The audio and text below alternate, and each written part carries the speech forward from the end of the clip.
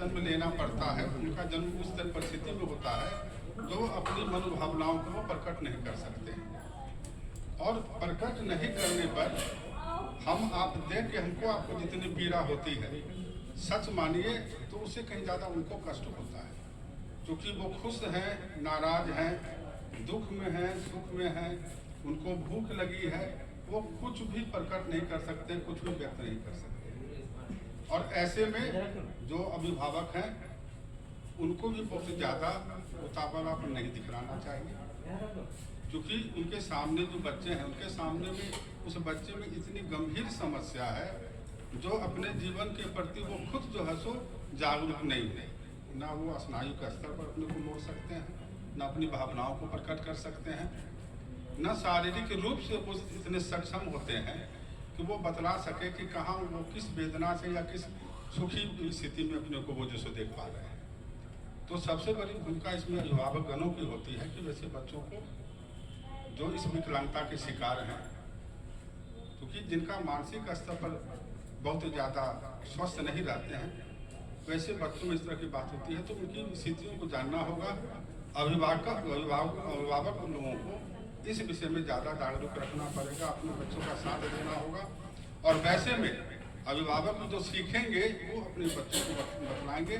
तो उस स्थिति में आप जो इस क्षेत्र के बड़े बड़े नाम हैं, आपकी आवश्यकता उनको पड़ती है। बच्चे तब सीखेंगे जब उनके अभिभावक सीखेंगे। तो बच्चों को भी और उनके माता पिता को भी सिखाने का एक बहुत बड़ा दायित्व आप गुरुजनों को हैं जो चिकित्सा के क्षेत्र में हैं और विशेषकर इस चिकित्सा क्षेत्र में है। और ध्रुव मेहता जी का भी हमने पहले भी नाम सुना था, बहुत बड़ा नाम है, आप लोग का भी नाम सुना है। तो ये आज का जो कार्यशाला है ये बहुत बड़ा महत्वपूर्ण कार्यशाला है और एक ऐसा महत्वपूर्ण कार्यशाला प्रशांत जी ने ये रखा जहाँ हम इस रोग से पीड़ित, इसको रोग नहीं कह सकते हैं, ये एक अलग चीज़ है, क्योंकि रोग तो बुखार सर्दी खांसी होता है, अपनी बात बतला सकते हैं लोग कि मुझे बुखार लग गया, मुझे खांसी हो गया, मुझे गिर गया हूँ। ये ऐसे बच्चों की पीड़ा है जो अपनी बात खुद नहीं जानते हैं।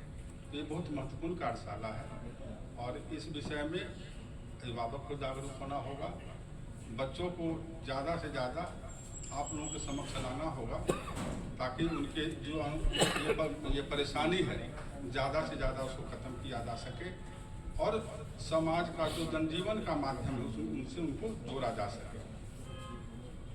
हम लोगों के लिए मेरे लिए बहुत महत्वपूर्ण बात है कि इतने महत्वपूर्ण कार्यशाला से मुझे प्रशांत जी ने जोड़ा और आप दोनों लोगों के सामने मुझे बोलने का मौका मिला। बाकी तो खादी में हम लोग चीज़ बोलते हैं वो अलग चीज़ है, लेकिन आज जो बात है हम लोग कोई पीड़ा होती है, सड़क पर चलते रहते हैं, किसी बच्चों को देखते हैं कि वह आँख गिर रहा है, पैर गिर रहा है, चला जा रहा है, तो सच मानिए बड़ी वेदना होती है कि लगता अपने परिवार का बच्चा है जिस तरीके से रोड पर टहल रहा है और बच्चा किसी परिवार का अपना ही बच्चा होता है। अब बच्चों की पीड़ा अगर आत्मसात करके देखिएगा वो पीड़ा अपने बच्चों में दिखलाई देती है। तो बच्चों की पीड़ा अपनी पीड़ा है और इस पीड़ा के समाधान के लिए आप गुरु जन चिकित्सक लोगों प्रशांत जी को मैं धन्यवाद देता हूँ। कितने महत्वपूर्ण कार्यशाला से मुझे जोड़ने का आप लोगों ने मुझे जोड़ने का अवसर दिया है। अगर मेरी भूमिका कहीं रहे तो हम लोग भी राजी रहते हैं इसमें, लेकिन इस कार्यशाला में नए नए विचार सामने आएंगे और उस पर चल के हो सकता है कि इस तरह से जो प्रभावित बच्चे हों उनके लिए हम लोग कुछ बेहतर कर सकें। आप सबों के प्रति मैं आभार व्यक्त करता हूँ और धन्यवाद।